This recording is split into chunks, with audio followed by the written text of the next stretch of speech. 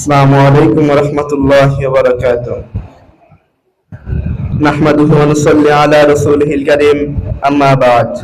ফাআউযু বিল্লাহি মিনাশ শাইতানির রাজীম। বিসমিল্লাহির রাহমানির রাহিম।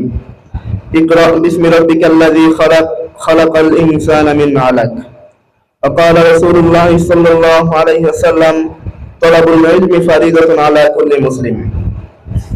ঐতিহ্যবাহী খালেদগঞ্জ প্রতিষ্ঠান দারুল উলুম চিতলমারী মাদ্রাসার সাপ্তাহিক সেমিনারের সম্মানিত সভাপতি, সুদক্ষ পরিচালক এবং বিজ্ঞ বিচারক মণ্ডলী এবং আমার সামনে উপবিষ্ট এক ঝাঁকের এমপিভাষী ছাত্র ভাইয়েরা, সকলকে আমার অন্তরস্থল থেকে মুবারকবাদ জানিয়ে শুরু করেছি আমার বক্তৃতার নির্দিষ্ট বিষয়, সুষ্ঠু সুন্দর সমাজ বিনির্মাণে পাঠাগারের প্রয়োজনীয়তা সম্পর্কে।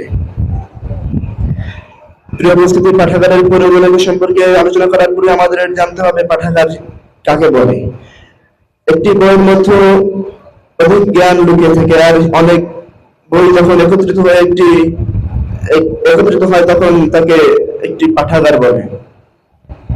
প্রিয় উপস্থিতি, মা যেমন তার সন্তানকে আদর্শ মানুষ হিসেবে গড়ে তোলে, ঠিক তেমনি পাঠাগার তার সন্তানদেরকে আদর্শ সন্তানে গড়ে তোলে। প্রিয় উপস্থিতি, দৈনিক জ্ঞানী ব্যক্তি বলেন, যে ব্যক্তি পাঠাগারে গিয়ে কিতাবের বইয়ের সাথে বই পড়ে, সে যেন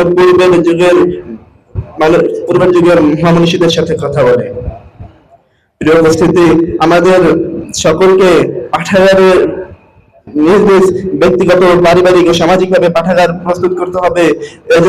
এজন্য আল্লাহ তাআলা আমাদের সকলকে তৌফিক দান করুন, আমিন।